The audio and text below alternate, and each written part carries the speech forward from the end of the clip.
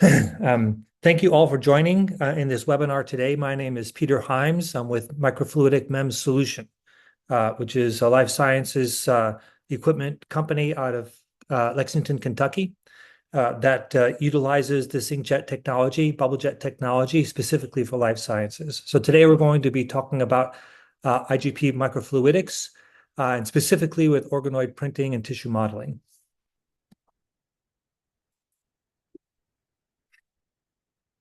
During this talk, we'll give an introduction to MMS, talk about inkjet for microfluidics in terms of what it means, and then why is it important, how it results in a toolkit that we can use for different microfluidic solutions for life sciences.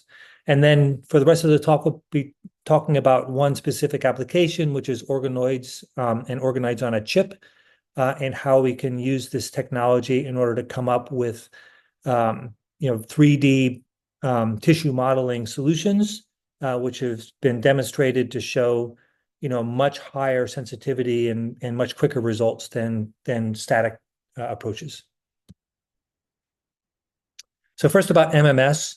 MMS is Microfluidic MEMS Solutions, and it was formed out of work that began at Lexmark. And just to give a little bit of a time frame, MMS founder Eamon Guan worked at Lexmark for over 20 years and helped to develop the microfluidic IP portfolio when he was there. In 2012, Lexmark sold that printhead business to Funai, which is a Japanese company. They own that IP today, but the microfluidic team was retained for strategic purposes. And then from 2012 to 2015, that microfluidic IP portfolio for life sciences was developed. Dr. Guan was principal in terms of developing that. And so in 2015, he licensed that technology from Lexmark, in order to form his company MMS in 2016. And from 2016 on, he established a sister company in Shanghai called Aura Fluidics to develop, build, and test the product portfolio. So MMS and Aura combined is now about 80 employees and is a product offering of 6 different IGP-based products. This gives a little bit of a time frame in terms of our product development. Everything is based on the same cartridge approach. So that B150 is the microfluidic or the inkjet cartridge, which is common across all of our different products. And it is what allows us to have, rapid IGP-based control over what we call digitalization of, of liquid handling. So we can get down to picoliter level accuracies. And then when you combine that with advanced optics, then you can do things like single cell printing, which is another product line. And then the organoid and spheroid printing and perfusion systems, which we'll talk about today.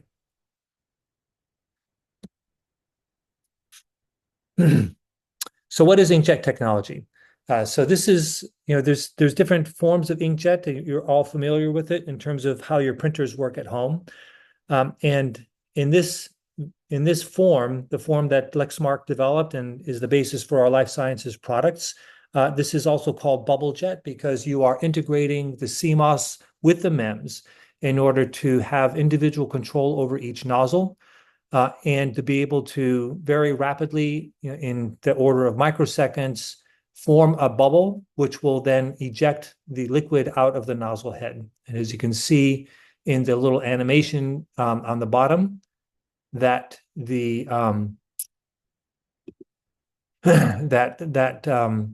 bubble jet is what expels the liquid out of the nozzle head. So it's individual nozzle control, which is driven by the intelligence that you get with having integrated CMOS.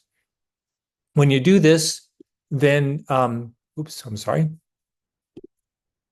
you do this, then you will have combination of CMOS and MEMS microfluidics, which opens up a whole host of different things that you can do in terms of things like lab on a chip and point of care testing solutions and other advanced solutions.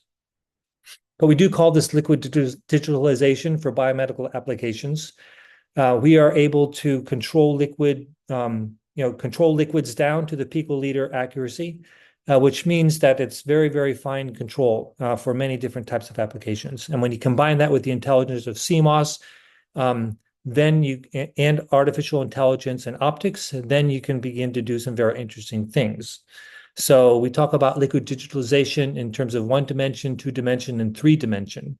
1 dimension micropump or pico droplets are for single molecule detection, digital droplet PCR, mini bioreactors, micro droplet generation, and those kinds of solutions that are used in life sciences.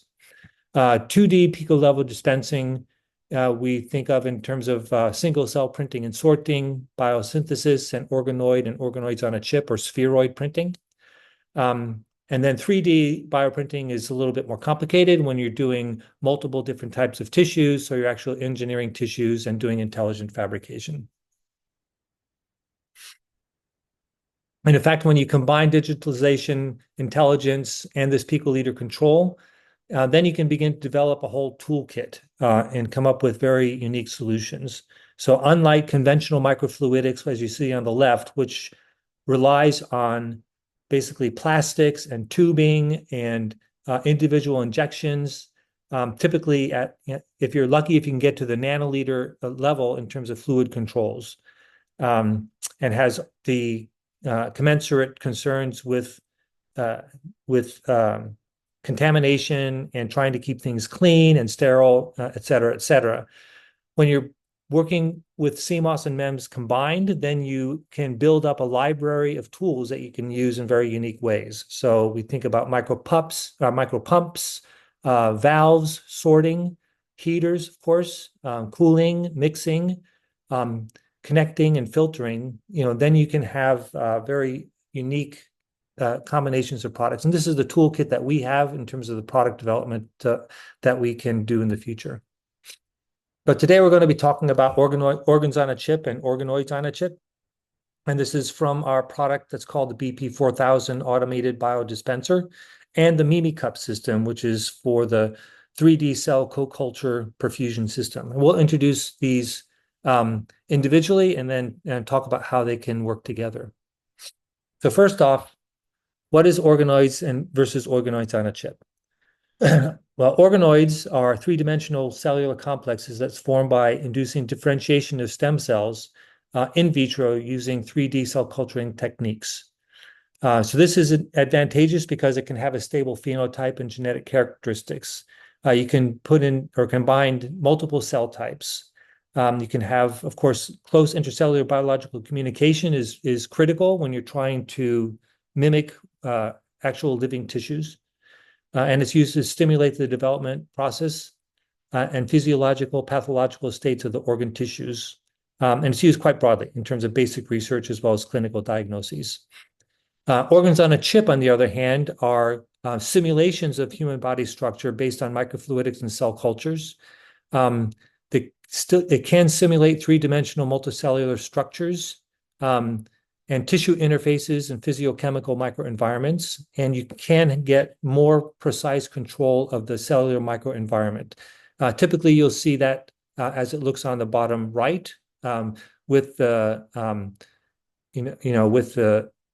the plastic body and the microfluidics, which are fed by the tubes and the pumps, as you saw before.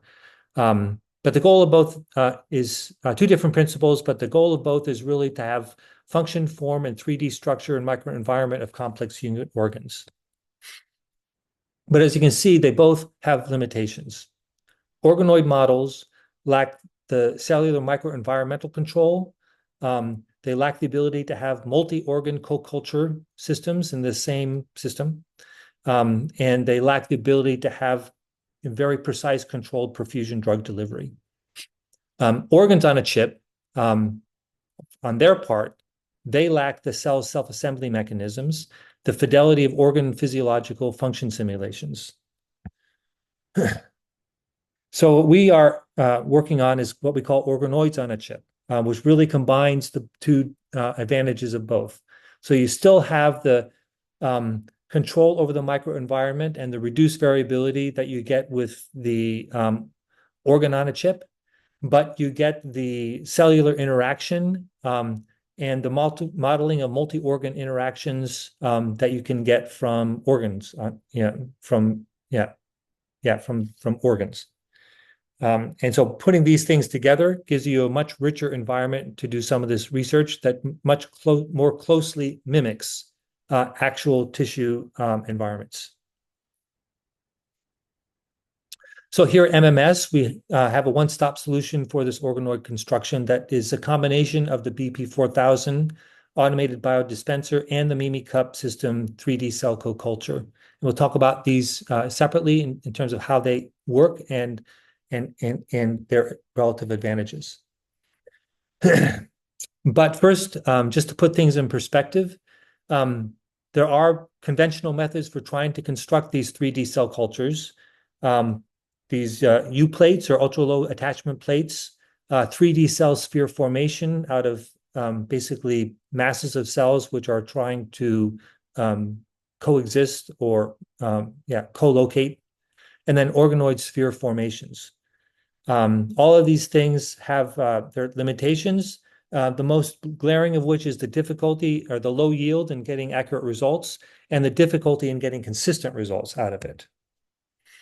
But when you have digital droplet controls, this picoliter control combined with the very high spatial accuracy of where you're printing those systems, then you have the ability to consistently reproduce these spheroids with a machine like the BP4000.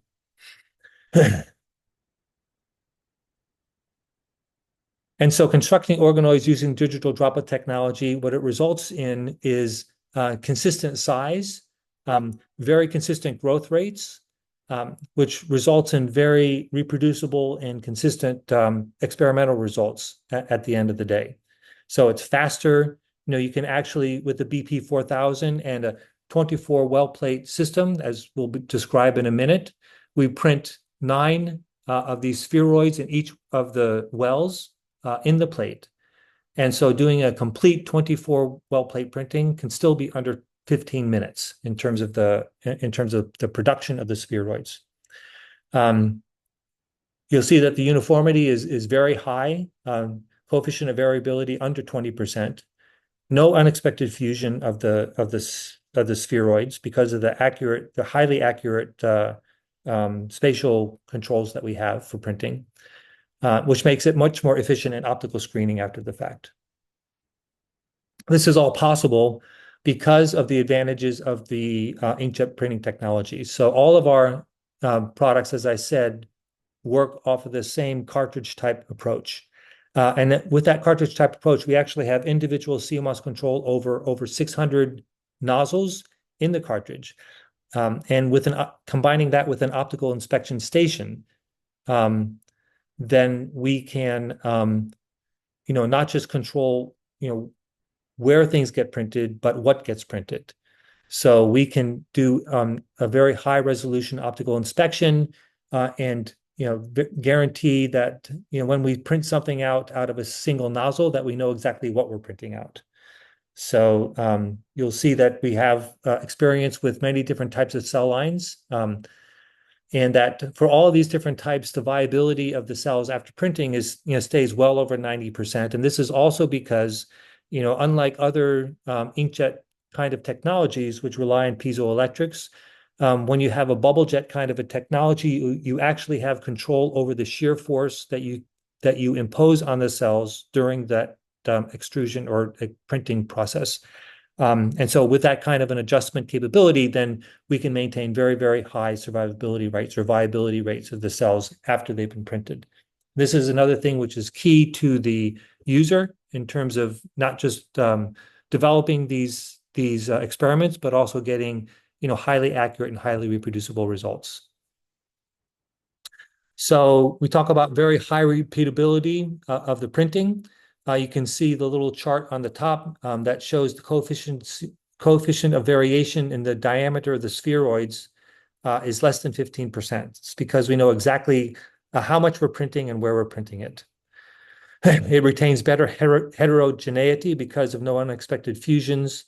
And as I said before, it's high throughput of the preparation, 15 minutes for a complete 24 well plate perfusion system with 9 spheroids per well. Combining that with this dynamic culture system, which we'll introduce in a minute, means that you have accurate flow rates for the shear flow of the drugs and the nutrients against the tissue, which promotes accurate response of the tissue to the presence of the drugs. Our experiments have also shown in controlled studies that if you look at the induction and differentiation of stem cells, that using this type of a digital droplet technology has no meaningful impact on the induction and differentiation of these stem cells. So this is just showing that it's safe, that it's reproducible, and that it is something that you can trust on to give you good results. The other half of the system is this MMS perfusion system. This is an advanced transwell-like cell culture system that's integrated with a flow rate adjustable perfusion module. This system is designed for better mimicry of in vitro model construction for scientific research. And you can see the details of the product's specifications on the right-hand side. Key things are that we have fluid flux range control using peristaltic pumps, and that we can construct this shear stress microenvironment for the single sides. And we've been using it in many different applications. We'll give you some examples of the applications that we've actually done tests on to show you how this is superior to other approaches towards tissue modeling. This is a typical application scenario. So first you would design your model, and then you would do your seeding in terms of the construction of that multi-level structure with epithelial, and then the cells, and then the perfusion systems. You would culture it, then you would put it into the perfusion system for integration, and then do the perfusion incubation. And then you would be going to the observation, dosing, and analysis. So it supports multicellular 3D co-culture models, improves the efficiency of in vitro cell cultures. It gives enhancement of stem cell differentiation and supports model construction of cell barriers, and air-liquid interfaces. So I've got a number of different scenarios that I'll describe that show the results of this type of approach, especially compared to static 2D traditional kinds of approaches towards tissue modeling. So in this one, it's cell barrier model construction using intestinal epithelium cells on the MMS system. And also on the co-culture of hepatocytes and endothelium cells in the endothelium system. So as you can see through the diagrams, the barrier function is enhanced during the stimulation of cells with the shear stress. And there's two examples on this slide. On the left side, the microscope pictures show that the co-culture model of the hepatic sinusoid containing both hepatocytes and endothelium cells. And you can see that endothelium cell culture in the MMS perfusion system, which is you can see static versus perfusion, shows high signals or high levels of expression of these tight junction proteins, which are the ZO1, the VE cathedrin, and the effactin. As you can see, the perfusion on the bottom shows much higher levels of signal than on the static side.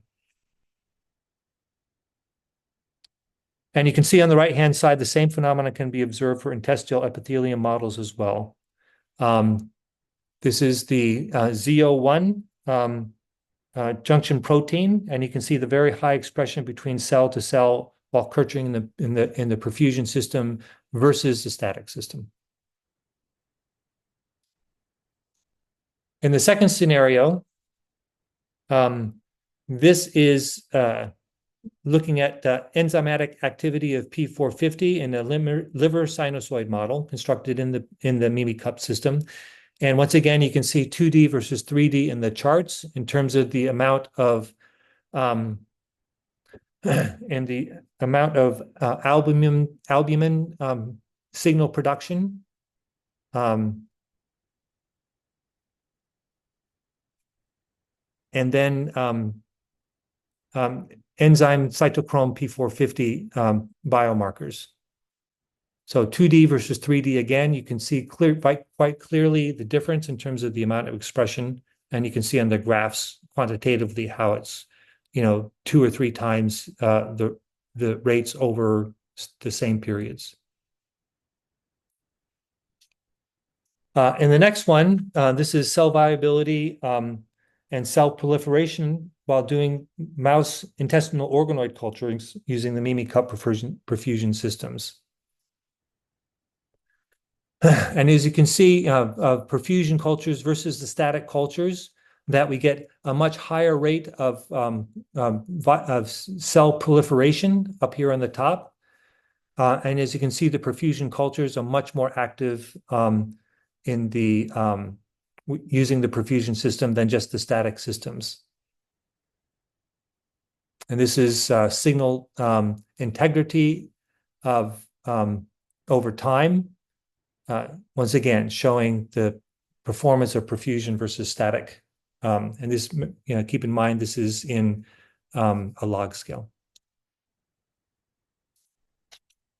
In the next scenario, this is a modeling of stem cell differentiation that's induced by exosome. Once again, by using this perfusion plate with the medium exosome flowed as a controlled flow through the perfusion system, you can see, immediate gains or significant gains from the perfusion system, both in terms of early stage biomarkers as well as end stage biomarkers, when compared to a control system and then the static system, which is commonly used. So as you can see, compared to the static group, the perfusion group has a shorter period of induced differentiation, which refers sooner differentiation of the stem cells by the perfusion culture. So we're getting a much higher signal response of the stem cells just by using the perfusion system.